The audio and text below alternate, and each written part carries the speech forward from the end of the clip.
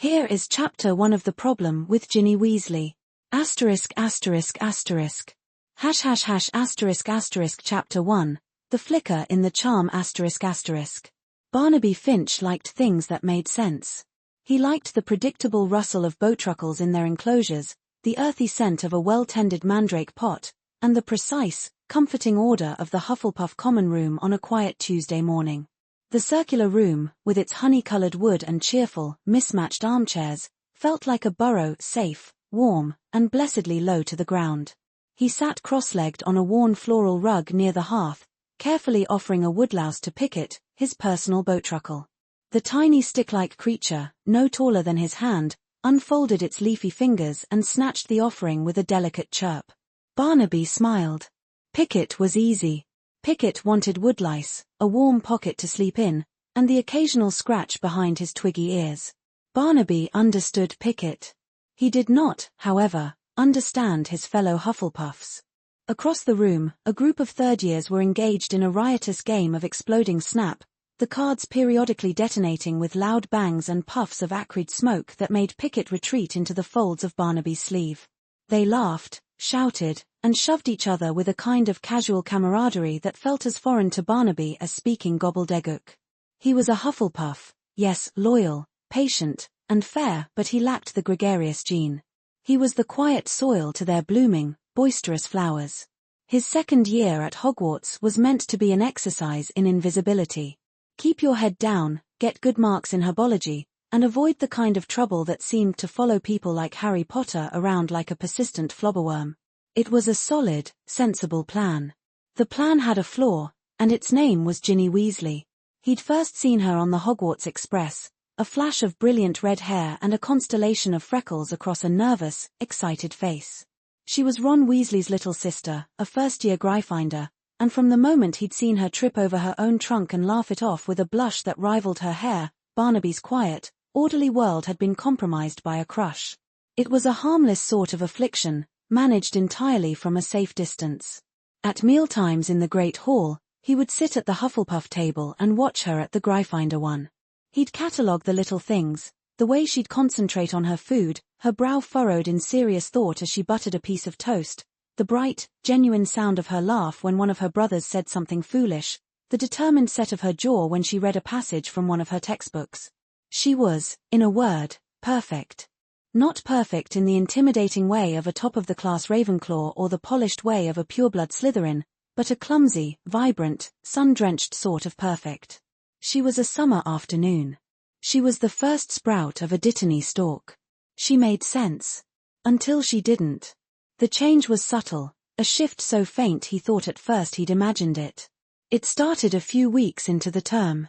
The nervous energy that had made her so endearing began to smooth out, replaced by a preternatural calm. Her clumsiness vanished, her posture straightening into something poised and confident. When she walked the corridors now, she didn't scurry with the uncertainty of a first year, she glided, her head held high, her gaze sweeping over her peers with a detached sort of appraisal. The other students seemed to love it. She was charming, witty, and surprisingly adept at magic. She was no longer just Ron's little sister, she was Ginny Weasley, the brilliant first-year Gryffindor everyone was talking about. But Barnaby, an expert in observing the minute behaviors of creatures who could not speak, saw something else. He saw the smile that didn't quite reach her eyes.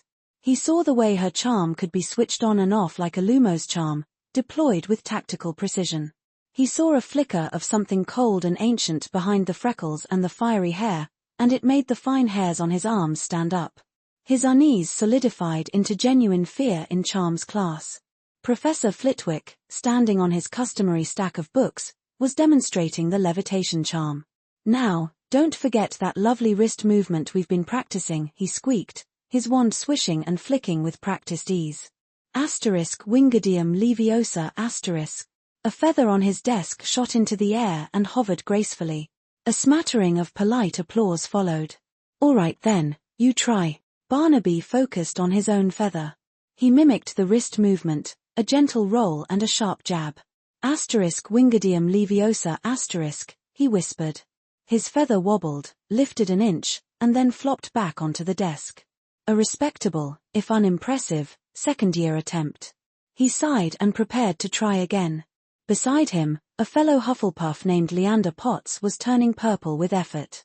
Wingardium Leviosa he bellowed, waving his wand so violently it nearly took Barnaby's eye out. The feather didn't budge. Leander slumped in his seat, defeated. It was then that Barnaby glanced over at the Gryffindor side of the classroom. He was, of course, looking for Ginny. He found her easily. While her classmates were all swishing and flicking with varying degrees of success, Ginny sat perfectly still.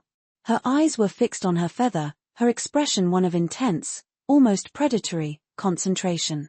She raised her wand, not with the enthusiastic flourish of a beginner, but with a slow, deliberate economy of motion. Her wrist movement was a thing of minimalist beauty, a subtle, fluid arc that was less a swish and flick and more a conductor's command. She didn't say the incantation aloud. Her lips barely moved, forming the shape of the words in a silent, ghostly whisper. The feather rose. It didn't stutter or wobble like the others. It ascended with a smooth, unwavering grace, hovering a precise 5 feet above her desk as if held by an invisible, perfectly steady hand. It was flawless. It was impossible. First years weren't supposed to be attempting nonverbal magic, let alone succeeding with such absolute control. Professor Flitwick let out a delighted squeal. Oh, splendid. 10 points to Gryffindor. Miss Weasley, a truly masterful execution. Ginny's face broke into that now familiar dazzling smile. Thank you, Professor. I just followed your instructions. But Barnaby had been watching her face just before the spell took effect. As she'd focused on the feather, her expression was not one of youthful determination. It was cold, focused, and utterly devoid of emotion. And as Leander Potts gave another frustrated grunt from the Hufflepuff side, Barnaby saw it. For less than a second, Ginny's eyes flicked toward Leander. The charming smile vanished, replaced by a flicker of a smirk. It wasn't a friendly, teasing smirk, it was sharp, thin, and filled with a chilling contempt. It was the look of a hawk watching a mouse struggle in a trap. In her eyes, for that fleeting moment, was a gleam of something ancient and pleased, a deep, profound satisfaction in another's failure and her own effortless superiority. A prickle of cold traced a path down Barnaby's spine. It was the same feeling he'd gotten once when a sickened Grindylow had looked at him from its tank, not with fear, but with a deep, malevolent intelligence that promised it would pull him under if it ever got the chance. It was wrong. That look did not belong on the face of an 11-year-old girl. The class ended, and students began packing their bags, the air buzzing with chatter about Ginny's incredible spell work. Barnaby moved on autopilot, his hands fumbling with his books. He had to tell someone. This wasn't just a feeling anymore. He'd seen it. He spotted Ron Weasley and Harry Potter heading out of the classroom, deep in a conversation that seemed to involve Quidditch. Swallowing a lump of dry fear, Barnaby scurried to catch up with them. Excuse me? Harry? Ron? They both turned, Harry with a polite, if slightly weary, look of inquiry, Ron with mild impatience. Yeah, Finch. Ron said, not unkindly. Barnaby's palms were sweating. Pickett shifted nervously in his pocket. It's about your sister. About Ginny. Ron's expression immediately hardened. He puffed out his chest in a way that was clearly meant to be intimidating. What about her? I just think something's wrong, Barnaby stammered, his words tumbling over each other. In charms, she did that spell, the levitation one, but it wasn't normal. It was too perfect. And the way she looked when Leander failed, it was cruel. Ron stared at him for a long moment before letting out a short, incredulous laugh. Cruel? Ginny? You've got to be joking. She's the best of us. Always has been. She's just a brilliant witch, that's all. You're probably just jealous. No, it wasn't that. Barnaby insisted, his voice rising in desperation. It was the look in her eyes. It was like she wasn't her. Harry, who had been listening quietly, put a calming hand on Ron's shoulder. He turned to Barnaby with a look of practiced diplomacy. Look, Barnaby, I'm sure you didn't mean anything by it. Ginny's just settling in. First year can be a lot of pressure. Maybe she's just trying really hard to impress everyone. But the nonverbal magic. Beginner's luck, maybe? Harry offered, though he didn't sound convinced himself. He was already turning away, his attention clearly elsewhere. Don't worry about it. She's fine. Ron clapped Barnaby on the shoulder, a little too hard. Yeah, she's fine. Leave her be. And just like that, they were gone, disappearing into the throng of students, leaving Barnaby standing alone in the corridor. Dismissed. Ignored. He felt a familiar, sinking feeling of his own inadequacy. Maybe they were right. Maybe he was just a timid, overly observant Hufflepuff seeing monsters where there were only shadows. It was so much easier to believe that he was wrong than to believe that the perfect Ginny Weasley was a lie. He tried to shake it off for the rest of the day. He focused on his herbology homework, carefully sketching the life cycle of a puffapard. He took Pickett out to the grounds and let him scurry up the trunk of a small beech tree. He tried to force the image of that cold, contemptuous smirk from his mind. It didn't work. That evening, he was walking back to the Hufflepuff common room from the library, his arms laden with books. The corridors were quieter now, the stone walls lit by the flickering orange light of torches. He rounded a corner near the charms corridor and stopped dead. Ahead of him, partially obscured by the shadow of a suit of armor, stood Ginny Weasley. She wasn't with her friends. She was speaking to a fifth-year Slytherin, one of Marcus Flint's thuggish cronies. Barnaby couldn't quite make out his face, but he could see his posture. The older boy, who was a full head and a half taller than Ginny, was hunched slightly, his shoulders drawn in. He looked nervous. Ginny, on the other hand, was the picture of authority. She was standing with her weight on one hip, one hand gesturing dismissively as she spoke in a low, quiet voice. Barnaby was too far away to hear the words, but the tone was unmistakable. It was a tone of command. She was not asking, she was telling. The first-year girl was giving orders to a boy 4 years her senior, and he was listening with a fearful deference. As Barnaby watched, frozen in place, the Slytherin gave a curt, jerky nod and practically fled in the opposite direction. Ginny remained for a moment, her back to Barnaby, a solitary, small figure in the vast, shadowed corridor. Then, as if sensing his presence, she slowly turned. Her head came around, and her eyes, those bright, Weasley-brown eyes, found his across the 50 feet of stone floor. The torchlight caught in them, but it didn't create a warm glow. It created 2 pinpricks of cold, hard light. There was no warmth in her expression. No friendly recognition of a fellow student. There was only a silent, chilling appraisal. It was the look of a collector examining a new, potentially troublesome specimen. Then, she smiled. It was not the sunny, freckled smile he'd seen in the Great Hall. It was the same thin, sharp, knowing smirk he'd seen in Charms class, but this time it was directed at him. It was a smile that said, "Asterisk, I see you watching me, star." It said, "Asterisk, I know that you know, star." And most terrifyingly of all, it said, "Asterisk, what are you going to do about it, asterisk." Barnaby's blood ran cold. The books in his arms suddenly felt impossibly heavy. He had not been imagining things. He was not jealous or crazy. He was right. And the thing wearing Ginny Weasley's face now knew it. Here is Chapter 2 of your web novel, asterisk, The Problem with Ginny Weasley, star. Asterisk, asterisk, asterisk. Chapter 2, A Ravenclaw's Anomaly. The courage Barnaby had painstakingly gathered overnight felt like a flimsy soap bubble in the raucous morning light of the Great Hall. It wobbled, shimmered with his anxiety, and threatened to pop with every booming laugh and clatter of cutlery.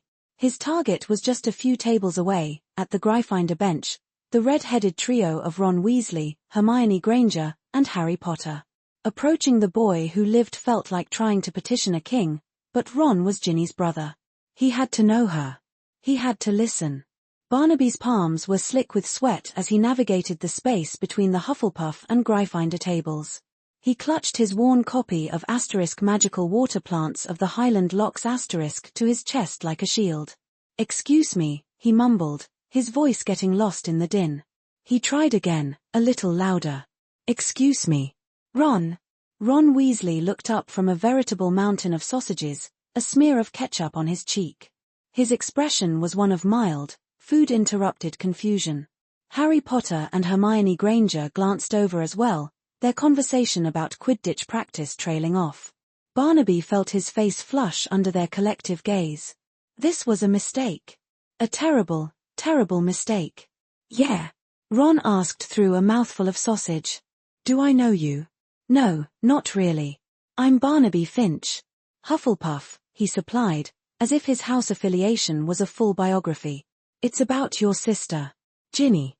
Ron's posture straightened instantly, a flicker of sibling protectiveness in his eyes. What about her? Is she all right? Oh, yes, she's fine. She's more than fine, Barnaby stammered, the words tumbling out in a disorganized rush. That's sort of the problem. She's too fine. Her spellwork, it's flawless. She cast a levitation charm yesterday that was better than most third years, and her smile, it doesn't always look right. It looks hungry. He finished, breathless, his heart hammering against his ribs. He watched as confusion on Ron's face curdled into annoyed disbelief. Harry shot Ron a questioning look, while Hermione's brow furrowed in analytical thought. Hungry? Ron repeated flatly. What in Merlin's name are you on about? She's a Weasley. We're always hungry. He jabbed his fork at his plate for emphasis. And she's brilliant, always has been. Are you saying it's a problem that my sister is a good witch? No. That's not it, Barnaby insisted, his voice growing desperate. It's the way she watches people. It's like she's calculating something. There's something cold there, behind her eyes. I saw it yesterday when she was talking to Colin Creevey. It was just for a second, but it was dark. Ron scoffed, shoving another sausage into his mouth. Right. Dark. My 11-year-old sister. You've been spending too much time with your fanged geraniums, mate. She's just nervous, trying to fit in. Leave her alone. He turned back to his breakfast, a clear dismissal. Harry offered a small, apologetic shrug, his attention already drifting back to his own world of disembodied voices and celebrity woes. Only Hermione continued to watch Barnaby, a flicker of curiosity in her eyes before she too was drawn back into her friend's conversation. Defeated, Barnaby retreated. The bubble of courage had popped, leaving behind a sticky residue of humiliation. He was just a timid Hufflepuff with an overactive imagination. A weirdo who saw monsters in the smiles of first-year girls. He slumped back to his own table, the sausages on his plate suddenly looking pale and unappetizing. He had tried the direct approach, and it had failed spectacularly. He was alone with this cold, creeping fear. Asterisk asterisk asterisk. The Hogwarts library was Barnaby's sanctuary. The air, thick with the scent of old parchment and beeswax, was a balm to his frayed nerves. The only sounds were the soft rustle of turning pages and the occasional, stern shush from Madame Pince. Here, surrounded by centuries of accumulated knowledge, his anxieties seemed smaller, more manageable. He wasn't looking for anything specific, he was simply hiding. He'd found a secluded carrel in the back, behind the towering shelves of arithmantic prophecies of the Middle Ages. He was tracing the veins on a diagram of a gillyweed plant when a sharp voice cut through the silence. Possession is a tricky subject. Most of the reliable texts are in the restricted section. Barnaby jumped, fumbling his book. A girl with sharp, intelligent eyes and raven-black hair pulled into a severe ponytail stood looking down at him. She wore the blue and bronze of Ravenclaw.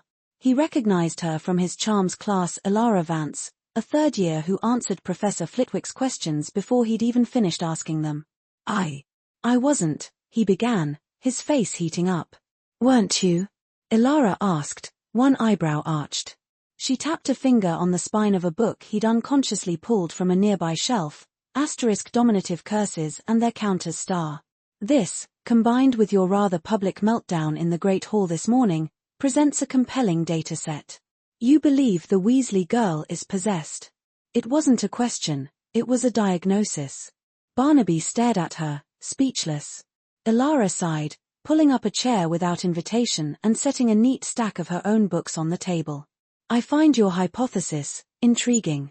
Not because I believe you, necessarily, but because it presents as a fascinating magical anomaly. Ginny Weasley's performance is, objectively, an outlier. You've noticed it too? Barnaby breathed, a spark of hope igniting in his chest. I notice everything, Elara stated, not with arrogance, but with the simple certainty of a mathematician stating a fact. Her charms work is exemplary. Her transfiguration is precise. In potions, she brewed a perfect wit-sharpening potion on her first try.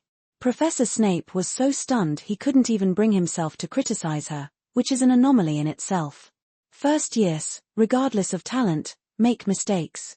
They use a pinch too much boomslang skin, they stir counterclockwise one too many times. She doesn't. Ever. Her record isn't just perfect, it's inhumanly so. She leaned forward, her dark eyes intense. My initial theory was that she had acquired an illicit performance-enhancing artifact, perhaps a stolen exam prompter or a focus of some kind. But your observation, the emotional and behavioral shift you described as hungry, introduces a different variable. An external intelligence. Barnaby felt a dizzying wave of relief. He wasn't mad. Someone else saw it. Or, at least, saw the data that pointed to it. So you'll help me. I will help you investigate a puzzle, Elara corrected him smoothly. If a dark entity is puppeteering a first year, that's a significant threat to the school's academic and physical integrity. If a first year is simply a prodigy, then I want to understand the mechanics of her talent. Either way, it's a worthy intellectual pursuit. We need evidence. Your gut feelings are a starting point, a hypothesis, but they are not proof. Where do we start? Barnaby asked, feeling a surge of purpose he hadn't felt all year. Elara's lips curved into a thin, calculating smile. We start with the evidence of her perfection. We need to examine her written work. Specifically, an essay that requires not just rote memorization, but theoretical application. Professor Flitwick keeps graded assignments in a receiving bin on his desk for 2 days before filing them. We have charms this afternoon. That's our window. Asterisk asterisk asterisk. The charms classroom buzzed with the gentle sounds of crackling torches and the squeak of quills. Barnaby's own quill, however, was trembling in his hand. His essay on the switching spell was a mess of ink blots and crossed-out sentences. He couldn't focus. His gaze kept flicking to the front of the room, where Professor Flitwick's polished oak desk stood. On its corner sat a simple wooden tray, filled with a neat stack of parchment. Ginny's essay was in there somewhere. Across the room, Elara caught his eye and gave a subtle, almost imperceptible nod. It was time. Their plan was, in Elara's words, efficiently simple. Barnaby, with his extensive knowledge of non-lethal but distracting magical flora and fauna, was the diversion. Elara was the retrieval unit. He took a deep breath, reaching into the pocket of his robes. His fingers closed around a small, corked vial. Inside was a single dried flobberworm pellet. It was harmless, but when subjected to a mild heat charm, it would release a cloud of foul-smelling, green-tinged smoke. Professor Flitwick, Elara's clear voice rang out, I have a query regarding the somatic component of the gouging spell. Does the torsional wrist movement truly increase the spell's effective radius, or is that a misconception originating from Blodwyn Blisher's rather flawed treatise of 1742? As expected, Professor Flitwick, a master duelist and charms expert, lit up with academic zeal. He scurried over to Elara's desk, his face beaming. An excellent question, Miss Vance. You see, Blish failed to account for the arcanic resonance between. That was Barnaby's cue. With his back to the class, he uncorked the vial, tipped the pellet into his palm, and whispered, *incendio parvus star. A tiny, controlled flame, no bigger than a candle flicker, licked at the pellet. The effect was instantaneous and disgusting. A plume of thick, green smoke erupted from his desk, smelling powerfully of burnt cabbage and old socks. Good heavens, what is that smell? Piped up a fellow Hufflepuff. Students started coughing and waving their hands in front of their faces. Professor Flitwick's lecture on arcanic resonance was cut short. Mr. Finch, what in Merlin's name is going on over there? I don't know, Professor, Barnaby choked out, playing his part. My inkpot. I think it's gone off. While all eyes were on Barnaby and his plume of stinking smoke, Elara moved. With the lithe, silent grace of a hunting cat, she slipped from her seat, glided to the front of the classroom, and deftly lifted a single scroll of parchment from the top of the bin. In seconds, she was back at her desk, the stolen essay hidden within her textbook, just as Professor Flitwick arrived at Barnaby's side with a frantic wave of his wand. Evanesco, The smoke vanished. The smell, unfortunately, lingered. Detention, Mr. Finch, Flitwick squeaked, his tiny nose wrinkled in distaste. We will discuss appropriate inkpot maintenance this evening. Barnaby nodded meekly. It was a small price to pay. Later, in their secluded corner of the library, Elara unrolled the parchment. Barnaby leaned in, his breath catching in his throat. It was Ginny's essay on the theoretical differences between cheering charms and laughter hexes. The first thing they noticed was the handwriting. It wasn't the slightly clumsy, rounded script of a typical first year. It was a masterpiece of calligraphy, sharp, elegant, and chillingly precise. Every T was crossed with geometric perfection, every loop a flawless oval. No 11-year-old writes like this, Barnaby whispered. It's like a machine did it. Look at the content, Elara murmured, her finger tracing a line of text. Her eyes, usually so calm and analytical, were wide with a kind of awed disbelief. She's not just defining the spells. She's cross-referencing the emotional manipulation matrix of the *confundus* charm and citing advanced principles of empathetic magic. This isn't first-year work, Barnaby. This isn't even third-year work.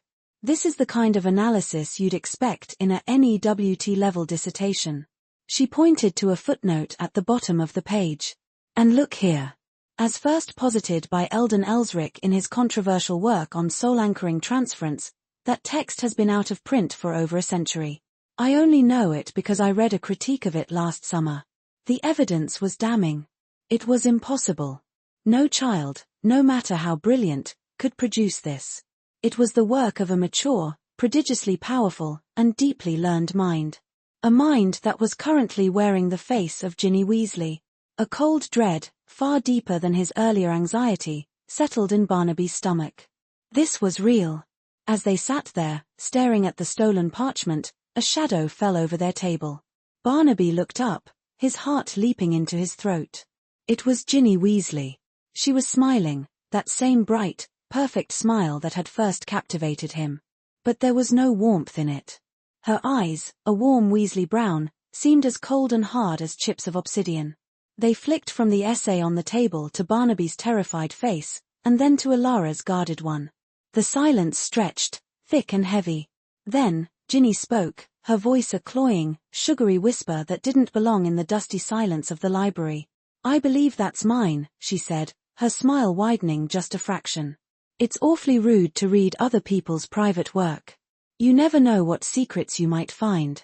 The mask was still in place, but Barnaby saw it again, the flash of something ancient and predatory in her gaze. It was a look of profound, chilling intelligence, of absolute superiority. It was the look of a hunter that has just realized the mice have stumbled into its nest. And in that moment, Barnaby Finch knew two things with absolute certainty. First, he was in more danger than he had ever imagined.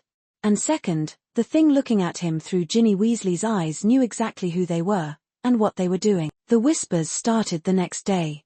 They were insidious, slithering things, coiling in the corners of corridors and unfurling in the great hall over breakfast. Barnaby first felt them as a change in atmosphere. A fifth-year Hufflepuff who usually gave him a friendly nod as they passed the greenhouses now looked straight through him. A group of first-year Gryffindors, Ginny's yearmates, giggled and pointed as he hurried by, his head ducked low. Barnaby wasn't used to being noticed at all, let alone being the subject of scorn. He was background scenery, the quiet boy who smelled faintly of fertilizer and new parchment. This new attention was a physical weight, pressing down on his shoulders and making the air thick in his lungs. They're saying you're obsessed with her, Elara stated, not unkindly.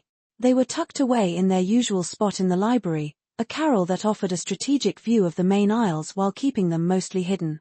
She didn't look up from a rather gruesome-looking text, *anomalous afflictions of the soul star. That you follow her around. Stare at her during meals. Barnaby's face burned hot. I was just observing. To them, it's the same thing, Elara said, turning a page filled with diagrams of withered, spectral hands. And me. I'm the odd Ravenclaw who's encouraging your creepy fixation. Apparently, I'm known for being arrogant and thinking I know everything. She paused, a small, wry smile touching her lips. The last part isn't entirely inaccurate, but it's the principle of the thing. The architect of this campaign was unmistakable. He saw it in the way Ginny Weasley now flinched, ever so slightly, if he happened to be in the same corridor. He saw it in the concerned glances her brother Percy, the pompous head boy, shot in his direction. Most damningly, he saw it in the saccharine sweet, concerned look Ginny gave her friends whenever he passed, a beautifully performed pantomime of a frightened first year. Riddle was using Ginny's Weasley charm as a shield and her perceived innocence as a weapon. And it was devastatingly effective. The true blow came that evening, in the one place Barnaby had always considered a sanctuary, the Hufflepuff common room.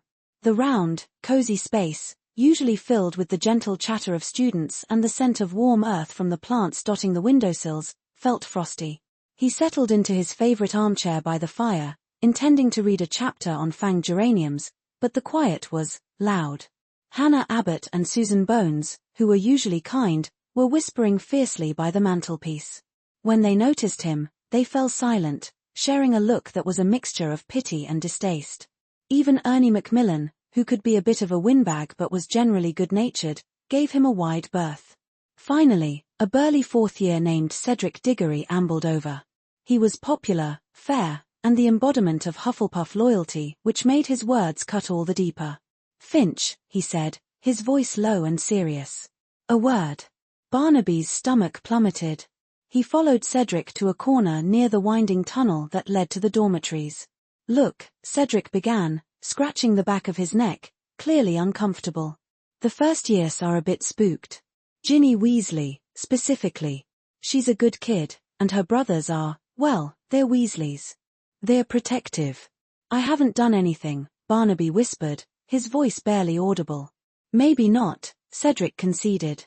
"But you've got to see how it looks. You're always watching her. And that Ravenclaw you've been spending time with has a bit of a reputation for intense curiosity. People are saying you two are bullying a first year. It's not the Hufflepuff way, Barnes." The use of his nickname, usually a sign of camaraderie, felt like a judgment. He was being accused of the very opposite of his house's values: injustice, cruelty, intimidation. And the worst part was, he couldn't explain. He couldn't say, "No, you don't understand, she's possessed by the disembodied soul of a nascent Dark Lord who is using her body as a puppet to unleash an ancient monster." They would think he was completely unhinged. He just nodded mutely, his throat tight. "Just, lay off, all right?"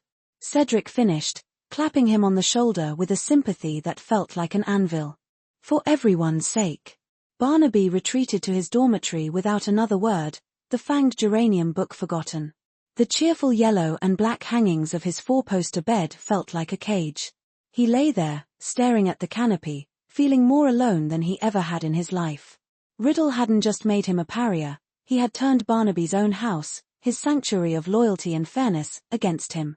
The isolation, however, had an unintended effect. Stripped of his comfortable anonymity and the passive acceptance of his peers, Barnaby found a sliver of something hard and sharp growing in its place: resolve. If he was going to be an outcast, he would be an outcast with a purpose. His observations became more focused, more daring.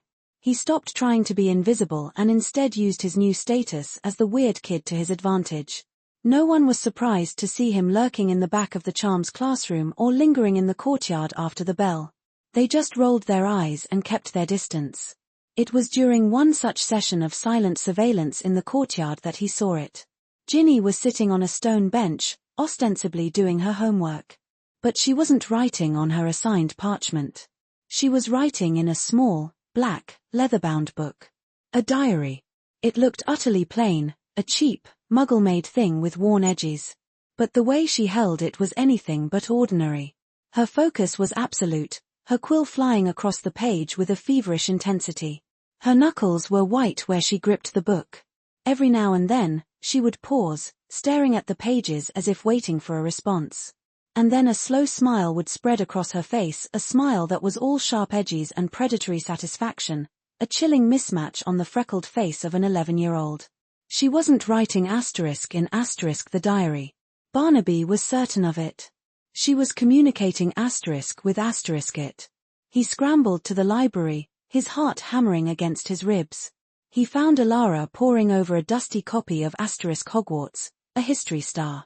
The attack on Mrs. Norris, and more recently, the petrification of a first-year Gryffindor, Colin Creevey, had sent the school into a panic. Alara, naturally, had responded by consuming every piece of historical data she could find. A diary, Barnaby breathed, sliding into the chair opposite her. She has a little black diary. She writes in it, and it's like she's talking to someone. Alara looked up, her brow furrowed in concentration. A diary, she repeated, her sharp mind immediately cataloguing possibilities. An enchanted object.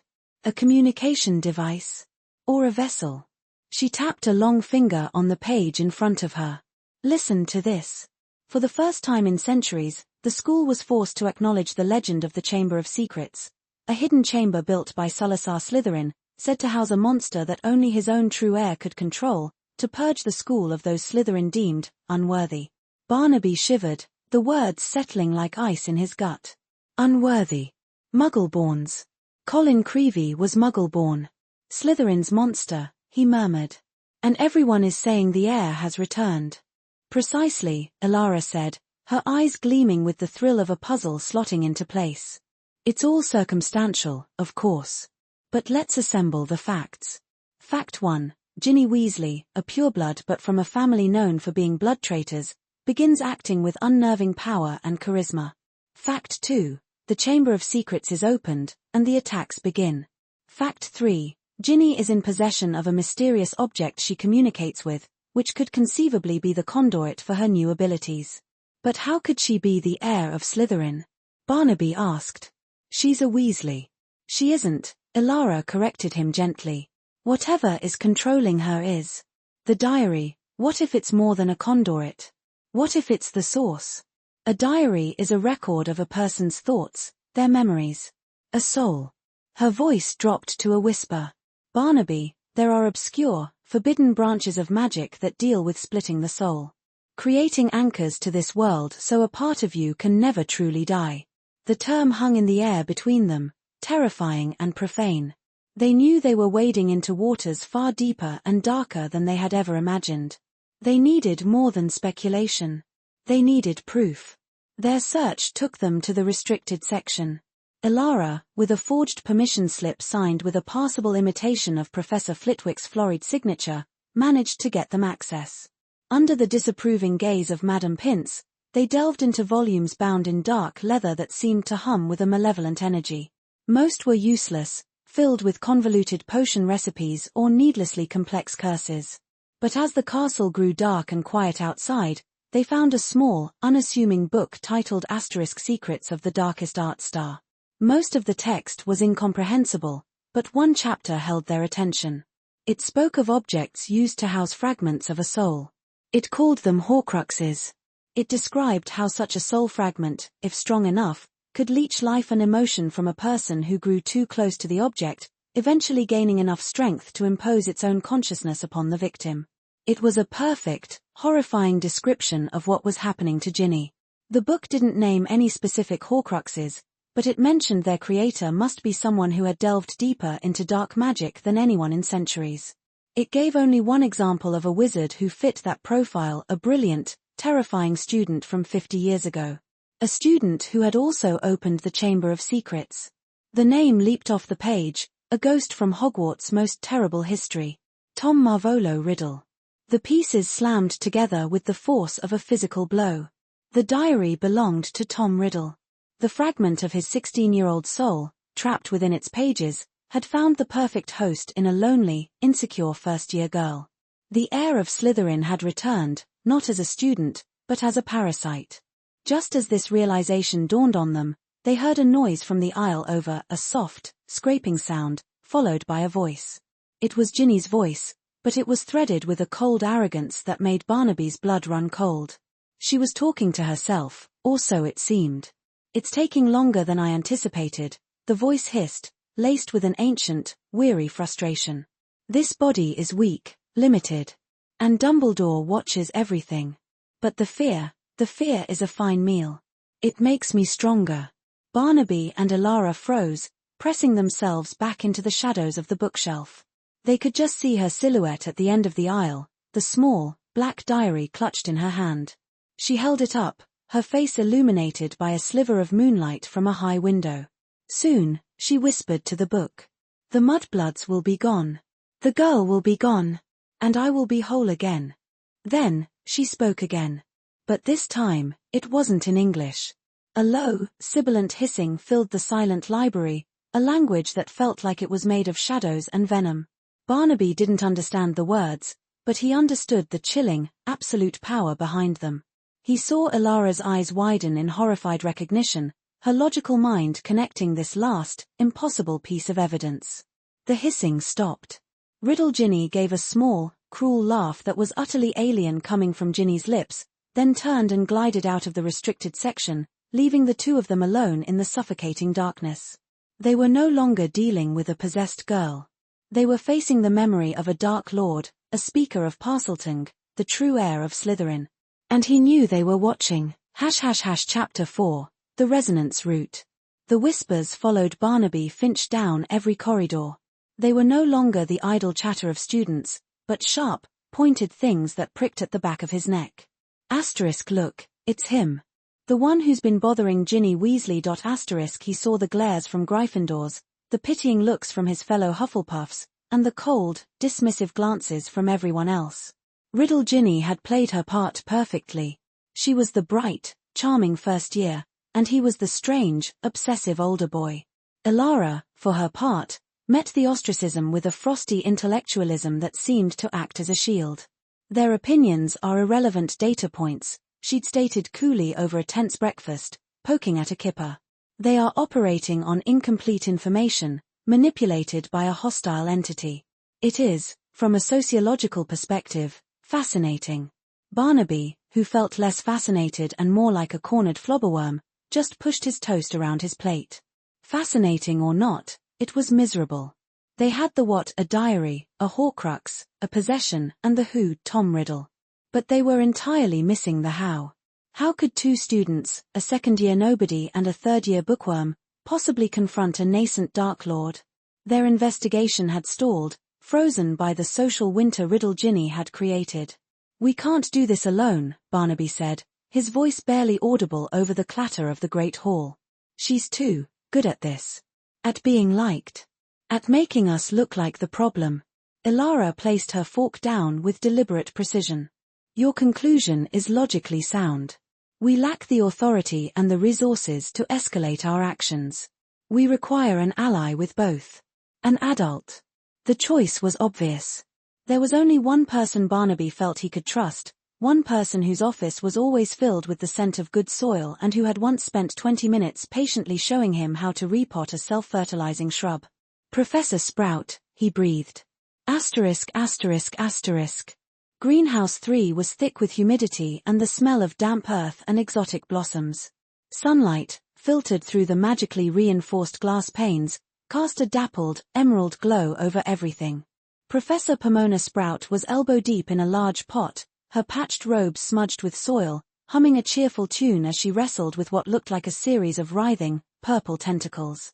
"Ah, Barnaby. Elara," she said, beaming at them as she finally subdued the plant with a firm tap of her wand. "Come to see the new batch of fanged geraniums. They're a bit feisty this year. Excellent for defensive perimeters, if you don't mind the occasional nip." Barnaby swallowed, the carefully rehearsed words he'd practiced with Elara evaporating in the warm, moist air. He clutched the strap of his satchel, his knuckles white. Elara stepped forward, her posture as straight as a wand. "Professor, we need your guidance on a matter of some urgency. It pertains to a student and a potentially dangerous magical artifact." Professor Sprout's cheerful expression softened, her keen eyes assessing them over her half-moon spectacles. She wiped her hands on her robes, leaving muddy streaks. "This sounds more serious than an overeager geranium. Let's go somewhere a bit more private. My potting shed." The shed was a cozy, cluttered sanctuary of stacked pots, neatly labeled seed drawers, and the lingering scent of peat and dried lavender. Sprout conjured 2 stools for them and leaned against her workbench, arms crossed. Her demeanor was no longer just warm, it was focused, the quiet strength of a Hufflepuff head of house ready to protect her students. "All right," she said gently. "Tell me everything. Don't leave a single detail out." And so they did. Elara began, laying out their findings with the cool, methodical precision of a Ravenclaw presenting a thesis. She spoke of Ginny's anomalous magical proficiency, the historical precedent of soul-anchoring artifacts, and her theory of a consciousness fragment, a Horcrux, residing within the diary they'd seen. She presented it as a fascinating, terrifying magical puzzle. Then it was Barnaby's turn. He couldn't speak of theories or precedents. He spoke of what he saw. He described the cold light in Ginny's eyes during the duel, the predatory stillness that felt so alien in a first year. He told her about the way she moved, the way she charmed people not with warmth, but with a chilling, calculated perfection. He spoke of the fear he felt, a deep, instinctual fear that had nothing to do with her being a Weasley and everything to do with the ancient, arrogant thing looking out from behind her eyes. "It's not her," he finished, his voice trembling slightly but filled with a conviction that surprised even himself. "When I look at her, I see someone trapped. And the thing that's trapped her, it's old, Professor. And it's evil." Professor Sprout listened in complete silence, her gaze moving between the two of them. When they were done, the only sound was the gentle rustling of a self-shuffling seed packet on a high shelf. She didn't dismiss them. She didn't call them fanciful. Instead, she sighed, a deep, weary sound. "Tom Riddle," she said, her voice heavy with a long-forgotten sorrow. "He was a student here, you know. Years ago. Slytherin prefect. Head boy. The most brilliant student Hogwarts had seen in a generation. And the most dangerous." Barnaby and Elara exchanged a wide-eyed look. She knew. She believed them. "We suspected. Dumbledore did, that he'd found ways to cheat death," Sprout continued, her eyes distant. "Ways to splinter his soul. A diary fits his pattern. Arrogant. Leaving a piece of himself behind to continue his work."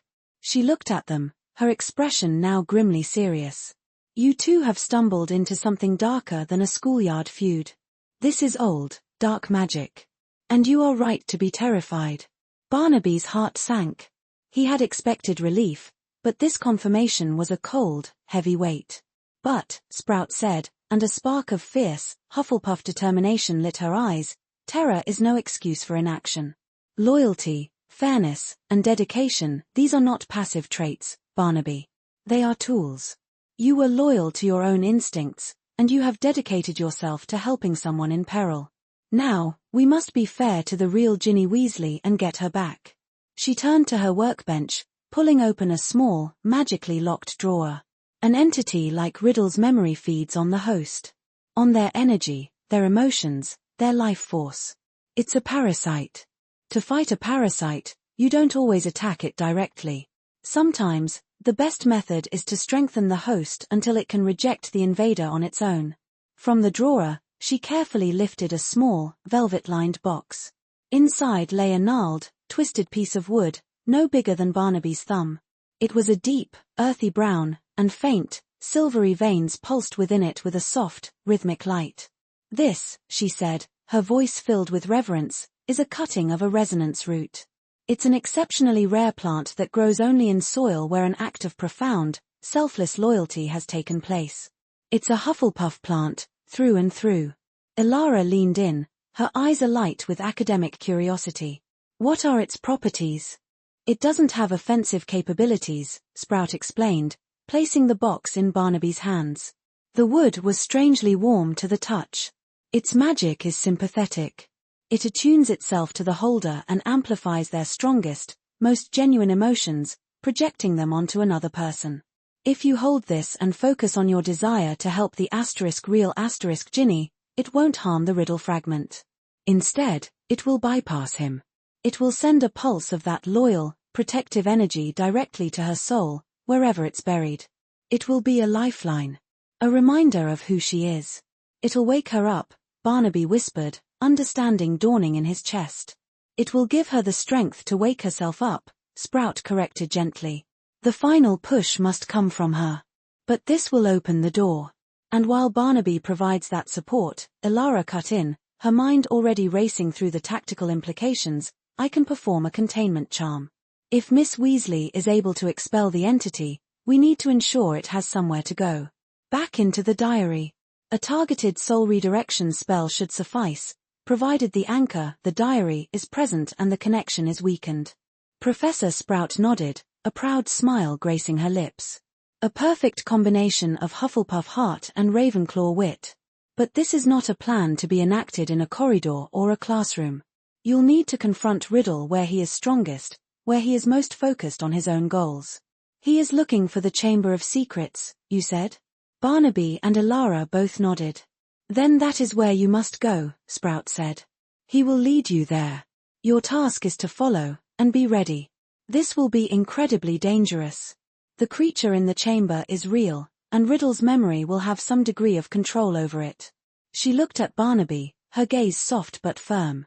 You are not a Gryffindor, Barnaby Finch. You will not win this with reckless bravery. You are a Hufflepuff. You will win this with patience, with loyalty, and with the quiet courage it takes to stand up for a friend, even when you are shaking in your boots. Do you understand? He clutched the box containing the resonance root, its warmth seeping into his palm. For the first time, he didn't feel like a timid boy who preferred boatruckles. He felt like a Hufflepuff. And he understood. Yes, Professor, he said, his voice steady. Asterisk asterisk asterisk. The plan was as simple as it was terrifying. Step 1, wait and watch. They couldn't force a confrontation. They had to let Riddle Ginny lead them to the Chamber of Secrets. Step 2, follow her. Once she made her move, they would trail her to the entrance. Step 3, confrontation. Barnaby would use the resonance root, focusing all his protective instincts on reaching the true Ginny. Step 4, expulsion. While Barnaby provided the metaphysical lifeline, Elara would have her wand trained on Ginny, ready to cast the soul redirection spell the moment Riddle's hold slipped, forcing the soul fragment back into the diary. Step 5, survive. This part of the plan was uncomfortably vague. They spent the next day in a state of high alert, shadowing Ginny from a distance. She seemed to be radiating an aura of triumphant energy, the final pieces of Riddle's plan clearly falling into place. She glided through the castle, her red hair a banner of impending doom, and Barnaby's stomach twisted with every charming smile she gave a passing student. The moment came late that evening. The castle was growing quiet, students drifting back to their common rooms. Barnaby and Elara were concealed in an alcove near the second-floor girls' lavatory, the air cold and damp.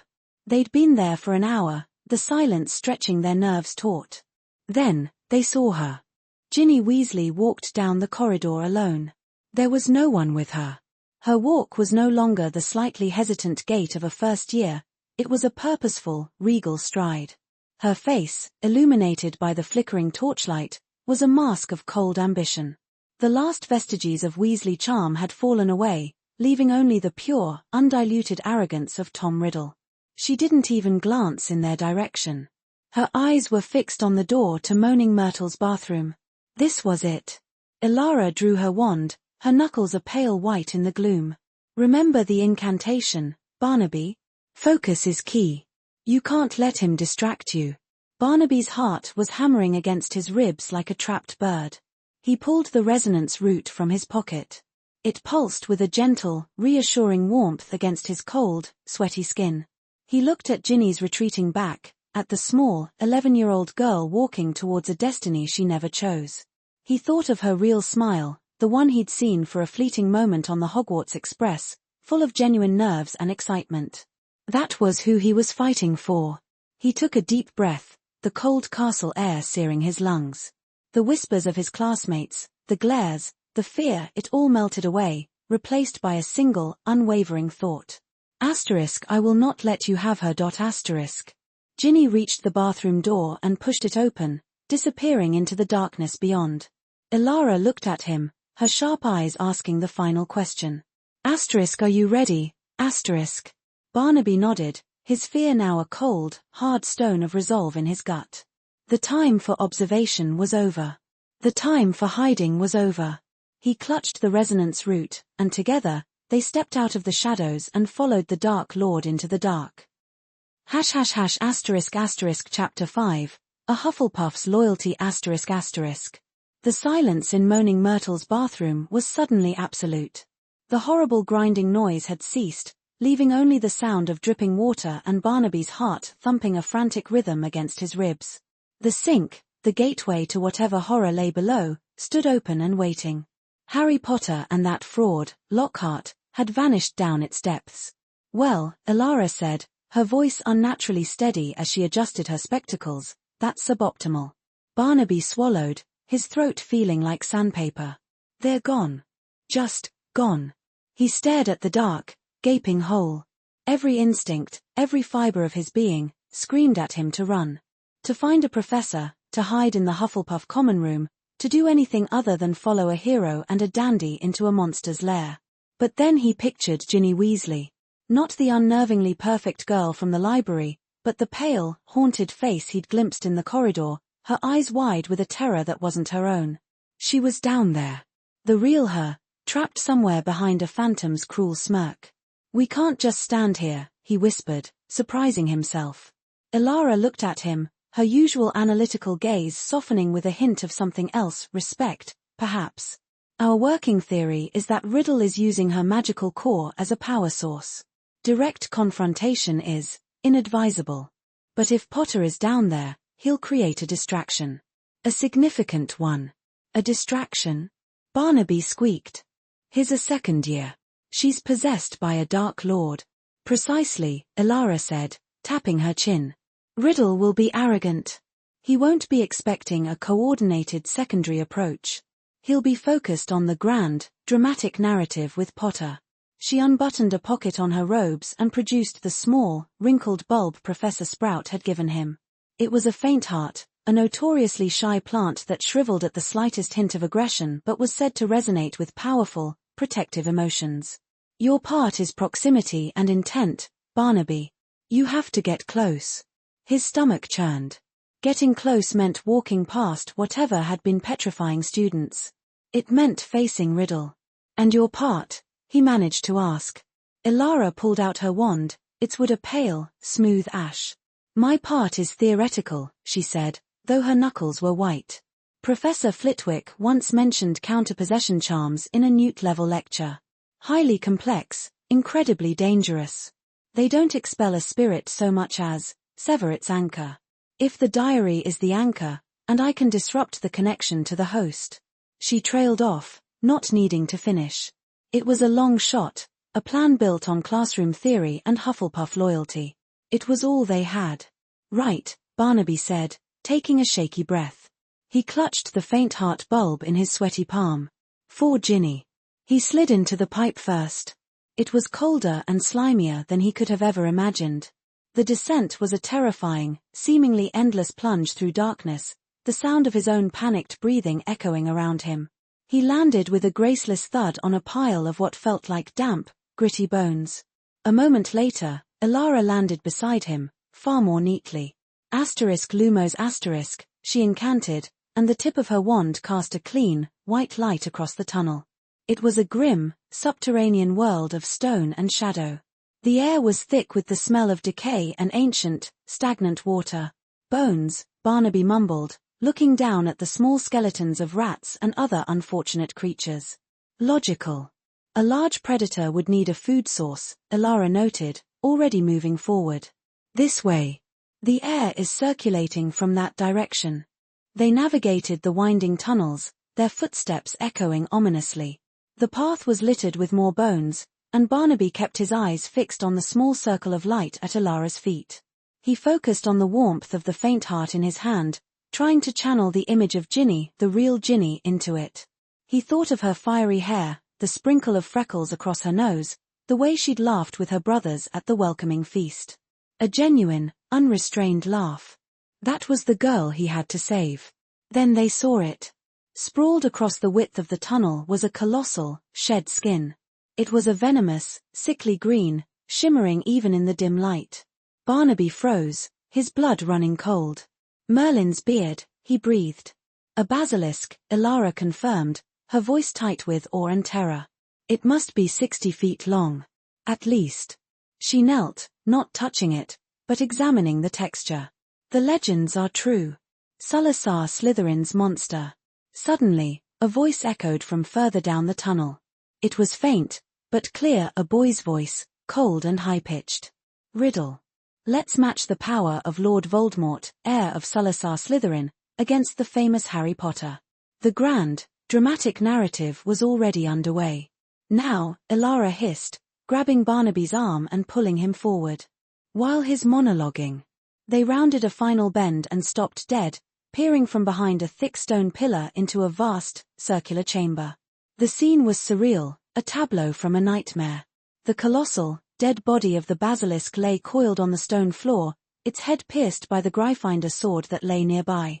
Harry Potter was staggering, clutching his arm, a small, black diary lying open on the floor beside him. And between them, shimmering into existence, was the tall, handsome shade of a 16-year-old Tom Riddle. At his feet, terrifyingly small and still, lay Ginny Weasley. You see, Riddle was saying, his voice dripping with condescending pride as he gestured towards Ginny. As she grew weaker, I grew stronger. I have been feeding on her fears, her secrets, for months. Harry swayed on his feet, looking pale. He was clearly injured. He'd done the impossible, slain the beast, but the real fight wasn't over. Barnaby felt a surge of something hot and unfamiliar in his chest. It wasn't courage. It was indignation. Riddle was gloating over a broken little girl like she was a trophy. Elara nudged him. The diary, she whispered, pointing with her wand. He's drawing power from both of them. I need a clear shot at Ginny. And you. I know, Barnaby said, his voice barely a tremor. He took a deep breath, clutching the faint heart so hard his knuckles ached. Riddle was entirely focused on Harry, savoring his victory. I'm going to kill you, Harry Potter. And then, Dumbledore will be next. That was their chance. Barnaby broke from cover. He didn't run. He walked, deliberately placing one foot in front of the other, his eyes locked on Ginny's still form. The stone floor was cold beneath his worn shoes. Each step was a battle against the screaming terror that urged him to flee. Riddle noticed him.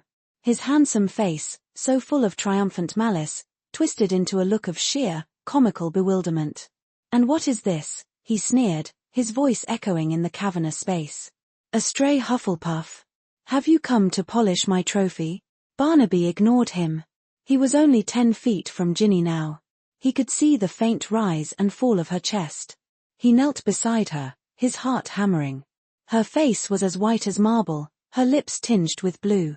He gently reached out and brushed a strand of red hair from her forehead. It was cold. Ginny, he whispered, his voice cracking. He brought the faint heart bulb close to her temple. It's me, Barnaby Finch. From Hufflepuff. Riddle let out a short, incredulous laugh. Is this some kind of joke? A prayer? Loyalty is a weakness, you foolish little badger. No, it's not, Barnaby said, looking up at the Dark Lord's shimmering form. He wasn't looking at a legend, he was looking at a bully. A very powerful, very clever bully, but a bully nonetheless. It's an anchor. It's something you can hold on to when you're lost. He turned back to Ginny, pouring every ounce of his desperate, hopeless crush, his quiet admiration, and his fierce desire to protect her into his thoughts. He didn't think of the perfect girl, but the scared one. The lonely one. The one who had poured her heart into a book because she had no one else to talk to. We know you're in there, Ginny, he said, his voice growing stronger. Professor Sprout helped us. Elara is here.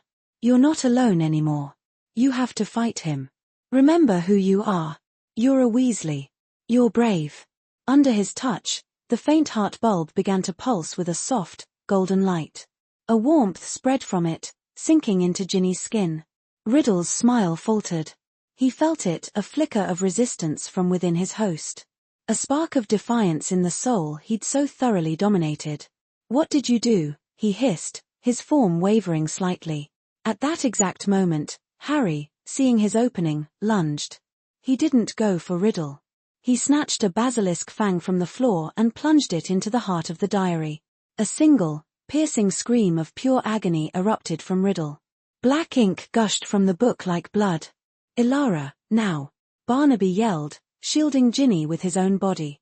From the pillar, Ilara stepped out, her face a mask of concentration. *animus expurgo, vinculum abscinde*, she cried, her voice ringing with power. A bolt of silver light, complex and beautiful as a woven tapestry, shot from her wand. It didn't strike Riddle's shade, but slammed directly into Ginny's chest.